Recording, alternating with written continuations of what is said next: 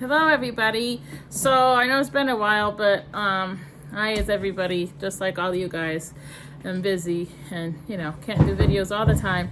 But there's something I've been wanting to talk to you guys about. Well, there's two. One I'm still not getting to yet, but a couple weeks ago, I was at the mall with my kids, and we were walking past this really nice store. They had a lot of glass figurines, and I used to collect glass figurines. I still have them, and every now and then I'll get one, but like once every few years anyway.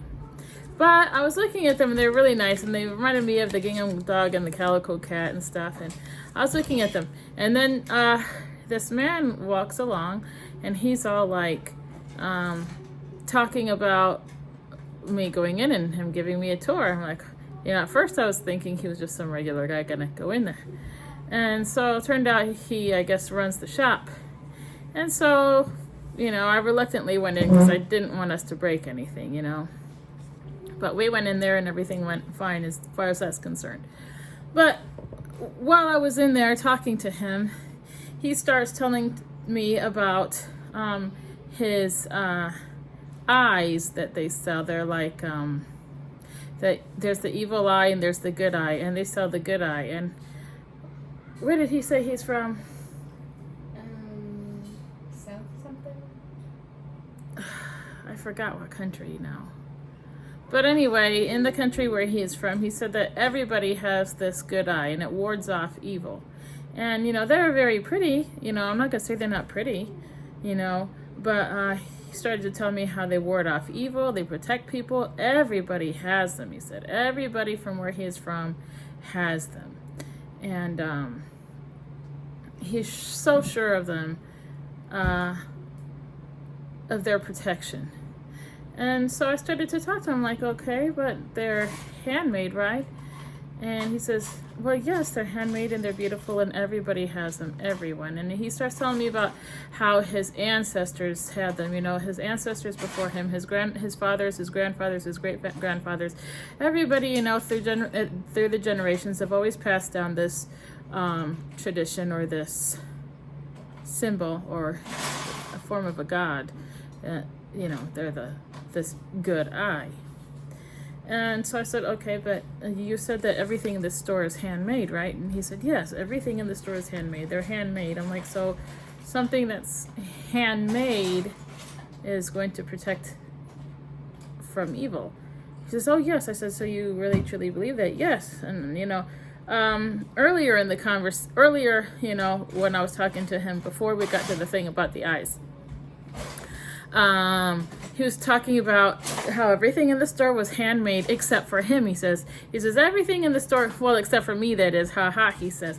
I'm like, well, actually you are kind of handmade because God made you, God created you. He says, oh yes, I truly believe in God, and I really truly believe God made me. So therefore I knew I had that little basis when he started pointing out his his good eyes to me. And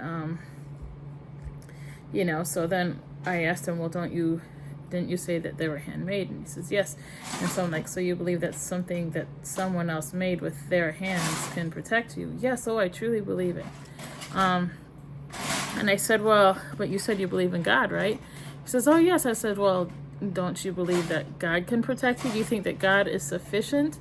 Do you think he needs the help of the good eye to protect you from evil? And he says, oh, no, I don't. And then he got stuck. And then I said, well, don't you believe that God is with you and he can see you everywhere you go? Oh, yes, I believe that. So you don't believe that God needs help then, right? No, I don't. And then he got stuck again. He couldn't quite say no. He couldn't quite say yes. And then he says, oh, everybody has their own beliefs. Well, yes, that's true. Everybody has their own traditions. Yes, that's true.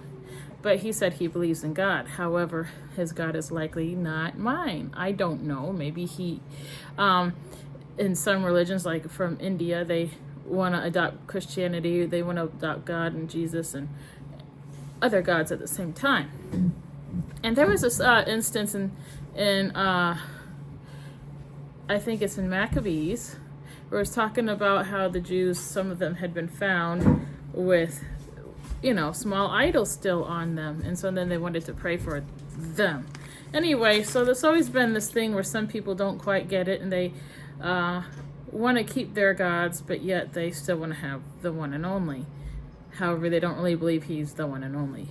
Anyway, so I was thinking, with everything going on in this world, we still always have to be ready and on our toes, and we have to be, polite and kind, loving and caring.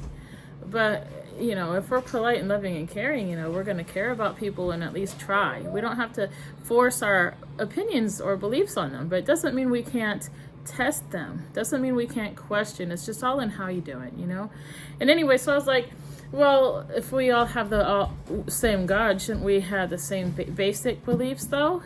And so that was the thing. So I told him about this story, except for I accidentally said Moses instead of Abraham. My brain got confused that day. It's a children's book, but but the idea isn't really just for children. So I thought I'd read it to you guys because this is the story that came to my mind when I was in that shop. That shop just brought this book to life for me. Well, remembering this, and it brought the store. It's just really made me think of this. So it's this, Avram in the idol shop, and I'm going to read it to you guys. And I told him that it was just an old Jewish story. It's not really in the Bible, but it was a story. And so I started to tell him the story, and he was really acting like he was understanding.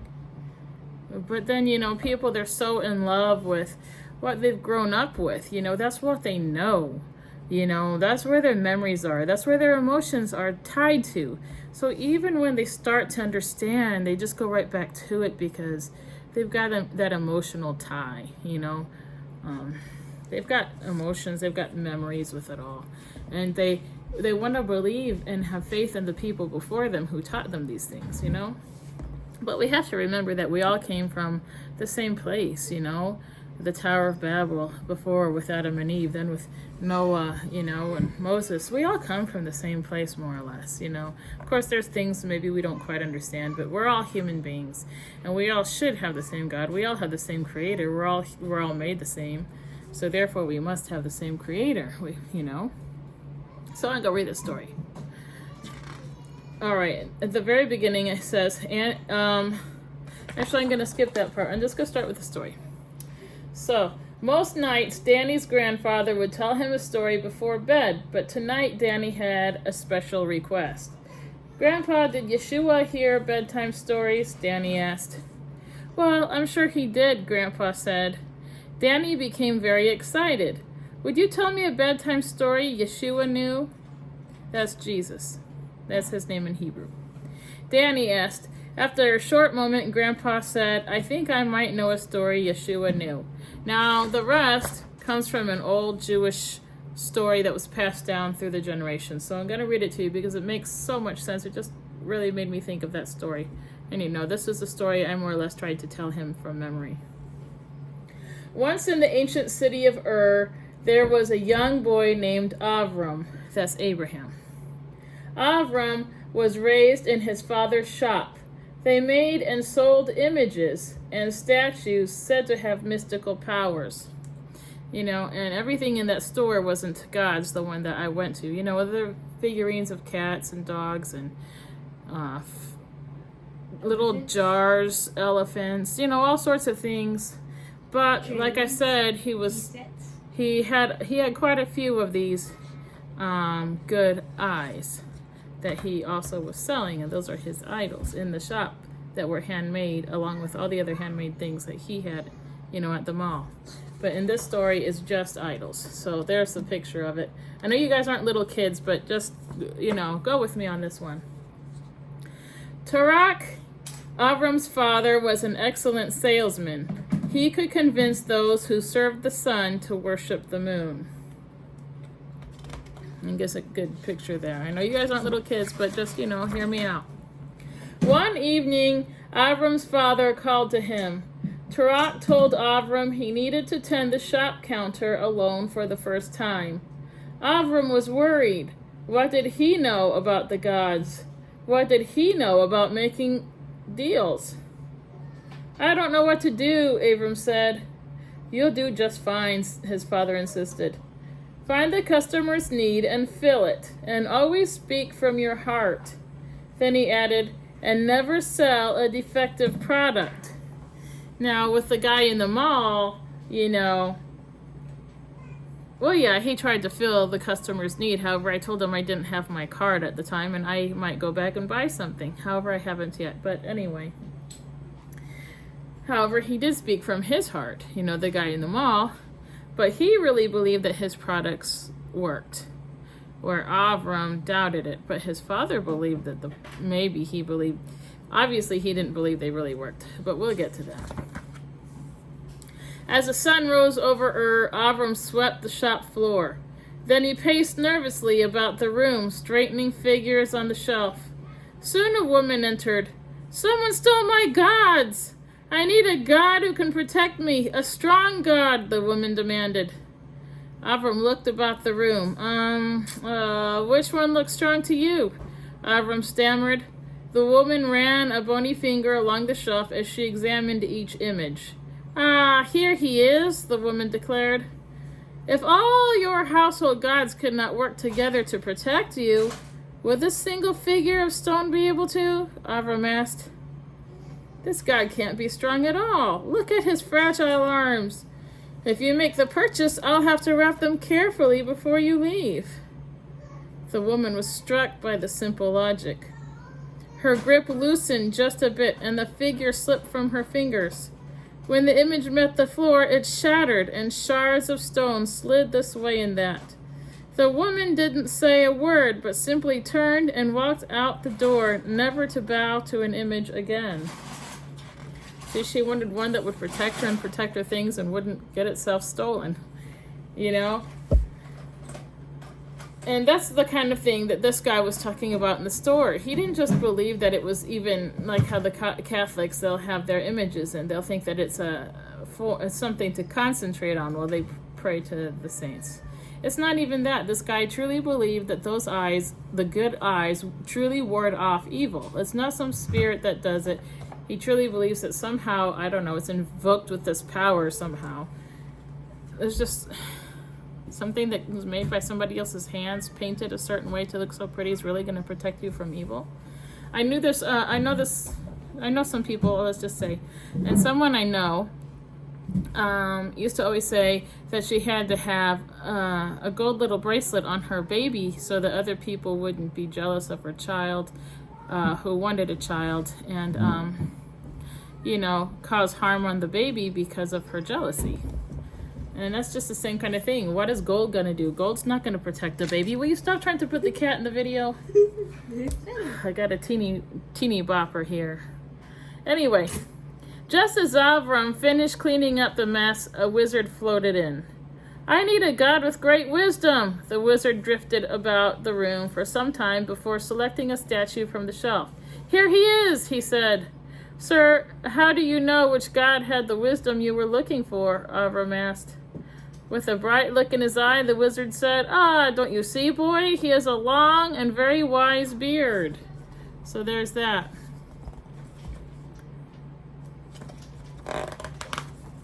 And that's like how the guy in the store with his good eye is painted so beautifully that it wards off evil. It looks so nice and beautiful and calm that it wards off the evil. It's just kind of like this guy in the story. He thinks that, this wizard god's going to ward off, is going to be wise just because it looks like a wizard. With a nervous quiver in his voice, Avram asked, Sir, would you take advice from an infant? An infant? A baby? Baby wisdom? The wizard shouted. I have the wisdom of the ages. I have nothing to learn from a baby. Avram swallowed hard. My father crafted this image only 1 month ago. This god, if he is a god, must be an infant, a baby with a beard. Why would you seek advice from a baby? The wizard was struck by the simple logic. His grip loosened just a bit and the figure slipped from his fingers. When the image met the floor, it shattered and shards of stone slid this way and that. The man didn't say a word, but simply turned and walked out the door, never to bow to an image again. And like I said, I was trying to tell most of the basics of the story to that guy in the store. And and I was telling them, so you believe that something made from someone else's hands is going to protect you, It's going to have this wisdom and knowledge to be able to ward off evil? It just doesn't make any sense. How's a figure going to do, this is hand-painted, nice-looking eye thing going to protect you from anything? Avram walked about the shop, assessing each of the gods. He picked up a statue that people prayed to for rain. It is made of stone, Avram thought. It had no life in it, not a drop of blood, and certainly no drop of water. He remembered how his father told him, never sell a defective product. This god was defective. It didn't work at all, so he threw it to the floor. Then he pulled a wooden figure from the shelf. This one was supposed to make crops grow, but it was carved from a dead hunk of wood. You couldn't grow a shoot from this god if you planted it in the ground. One by one, Avram threw each god to the ground. Since none of them worked, soon the floor of the shop was a mess of rubble. It was now late in the evening, and Avram was exhausted. I'll straighten up in the morning, he thought. As the sun rose over Avram slept. Awakened by the smell of fresh bread from a merchant's cart, he hurried outside to purchase 2 loaves and some cheese for his mouse. Once Avram returned to the shop, he realized just what he had done. All the gods that his father worked hard to make and sell were now a pile of rubble on the floor. What have I done? Avram asked himself. Just then he heard his father's camels in the distance. Avram panicked. The only statue left in the room was a large image standing against the back wall. Avram placed the bread by its feet and put a wooden hammer in its hand. Avram! Tarak screamed. Avram's brother Haran ran to see what was happening. Tarak tried to understand the wreckage he saw before him. What could have happened? He asked Haran. Father, it appears that a fierce battle has taken place among the gods. Haran reasoned. Look, Father, this mighty image is holding a hammer. Perhaps they were fighting over these loaves of bread, and this god chose to destroy those gods that were trying to take his food. Haran! Tarak shouted. I made this statue with my own hands. It cannot walk, talk, swing a hammer, or eat bread. It cannot do anything at all. Avram stepped forward from the shadows on the other side of the shop. Father, what you said is the truth. This statue is a heavy, immovable stone. Why do we spend our lives serving gods that can do nothing for us? Hearing his simple logic, Tarak, Haran, and Avram turned and walked out of the shop. Avram felt sure that nothing he had ever seen had really been a god. Even the powerful element of fire could be defeated by water, and water could be contained in a cloud. The wind could push a cloud, and a man had the power to stand to the wind.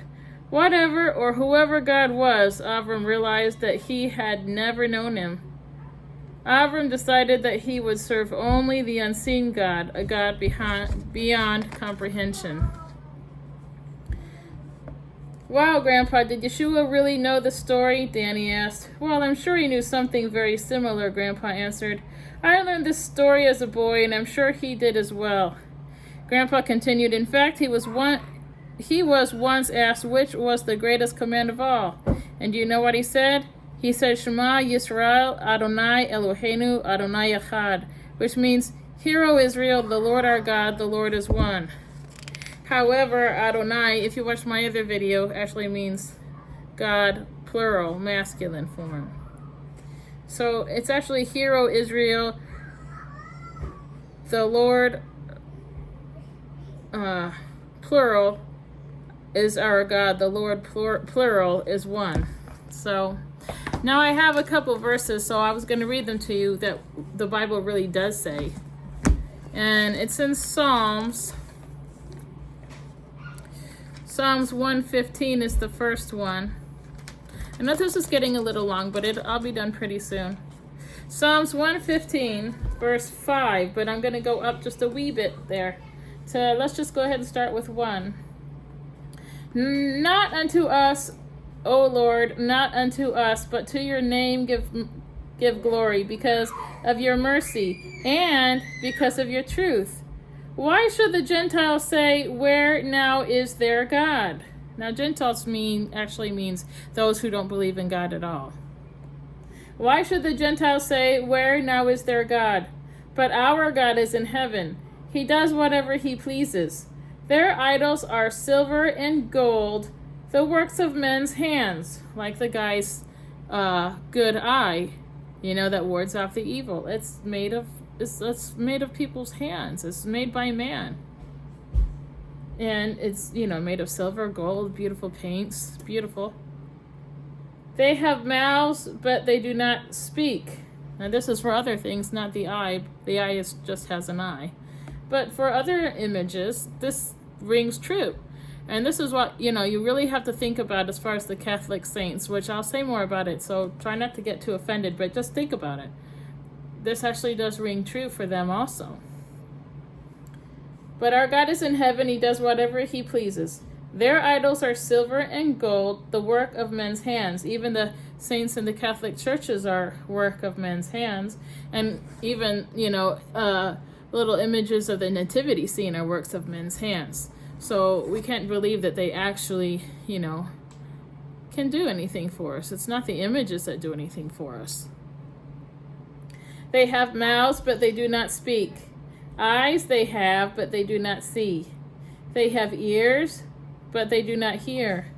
Noses they have, but they do not smell. They have hands, but they do not handle. Feet they have, but they do not walk, nor do they mutter through their throat. Those who make them are like them. So the ones who make them are like them. Think about that. So is everyone who trusts in them. So, basically saying, your mind's just not working if you truly believe these things do anything for you. And like I said, a lot of Catholics say that their saints are just something for them to focus on, but they're really praying to the one in heaven. But there's more to it than that. Because if you pay attention to Mexico or Central America especially, like right now, they have the festival of Miguel Arcangel, and their church is filled to the brim with flowers, and they spend thousands of dollars on fireworks shows, and then they have las bandas, bands. They come in and they play, but they don't even sing music about God at all. It's not religious music, it's just secular music. They'll take their saints, like Michael Archangel for one. When it's celebrating other saints, they do the same thing. They sew and make new clothes for them every season or every year. So they redress them. And then the people, they make carpets on the ground of sand, or carpets on the ground of flowers, and they'll throw confetti as the saint is marched through the city and town. And they treat it as if it's a real living human being, and they say that the saints look down and they see that and they accept the adoration. It is adoration. And then the Catholics later will tell you it's not adoration when they're telling you it is adoration. And what else is it? They're treating them like they're living human beings. And now there's another one, Psalms 135. So that's not just praying to a saint. That's not just concentrating or sitting in a room and thinking about the saint by looking at the statue and, that it might look somewhat like what the real saint might look like in heaven or whatever, for them to be able to concentrate. It's not even that. Because they're going way beyond using it for a focal point. Way beyond that. Filling a church full of flowers, making beautiful arrangements on the ground for them to walk the saint over, throwing confetti in front of the saint for it to walk on the confetti also, and throwing confetti at the saint. They'll even do fireworks, a short little firework, right before the saint gets to you. That's way beyond, Now we got this other one here, and it's Psalms 135. It's 15 through 18. It says, the idols of the nations are silver and gold, the work of men's hands. They have mouths, but they do not speak. Eyes they have, but they do not see. They have ears, but they do not hear, nor is there any breath in their mouths. So they don't breathe, nothing. They don't do anything human beings do. Those who make them are like them, so is everyone who trusts in them. And there's another verse I didn't look up, but it says the same thing, but it also says they have feet, but they cannot walk. They cannot dust themselves off, though they have to be dusted off. They have to be carried from place to place. They cannot protect themselves, so they have to be protected. That's another verse. I didn't find that in time, but so it says everything the same, but it also says that. So, you know, when I was talking to this guy in the store about it, he really acted like he got it. But, you know, his heart and his emotions are tied to it. So even after, he acted like he really, truly understood it. And there was a aha moment. I could tell it. Where all of a sudden he was like, oh yeah, I get that. But then there's the, oh, but my emotions are tied to it. I can't get rid of it. You know, I can't go against it. I can't, you know, that's what happens. And that's why I say to you guys with the whole Christmas season, even in the Christmas tree, try doing Christmas just about Jesus once. And try not to put up a tree. You guys can't do that. So some of you guys, some of you can who are listening to me. But there are those who their emotions are just so tied to that Christmas tree, they can't even give up a Christmas tree. But yet we want people to give up, you know, these images that people have faith in. You know, they have faith, they really believe that these things connect them to the saints. They believe that these things like the good eye versus the evil eye protects them. You know, the hand with the eye in it, you know, they really believe that protects them. If we can't even give up a Christmas tree and just focus on Jesus Christ for one season, why is it that we want everybody to give up their saints and their gods? Well, we can't even give up something as simple as a tree and focus on God just 1 year. So there's that. And there's one more that I know I can find real quick. It's in Matthew. Matthew chapter 13. Matthew 13. I'm almost there. Matthew 13. I'm still not there. Matthew 13, 14 to 38, but I'm not going to read the whole thing. I gotta see if I could find what. Let's see. Yeah, it's not. I'm just going to read you 14 to 16. And in them the prophecy of Isaiah is fulfilled, which says, hearing you will hear and shall not understand, and seeing you will see and not perceive. For the heart of his people has grown dull. Their ears are hard of hearing, and their eyes they have closed. Lest they should see with their eyes and hear with their ears. Lest they should understand with their heart and turn, so that I should heal them. But blessed are your eyes, for they see, and your ears, for they hear. For assuredly I say to you, that many prophets and righteous men desired to see what you see, and did not see it, and to hear what you hear, and did not hear it. Therefore hear the parable of the sower.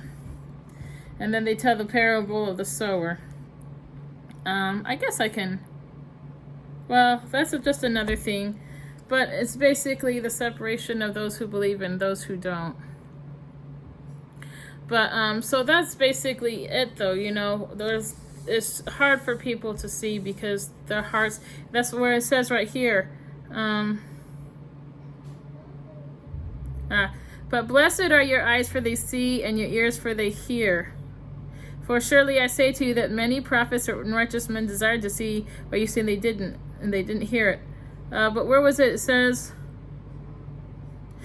lest they should understand with their heart and turn. And that's the part, the heart. The heart has to hear it, and it's so hard for people because their hearts are involved. Very, very involved, you know.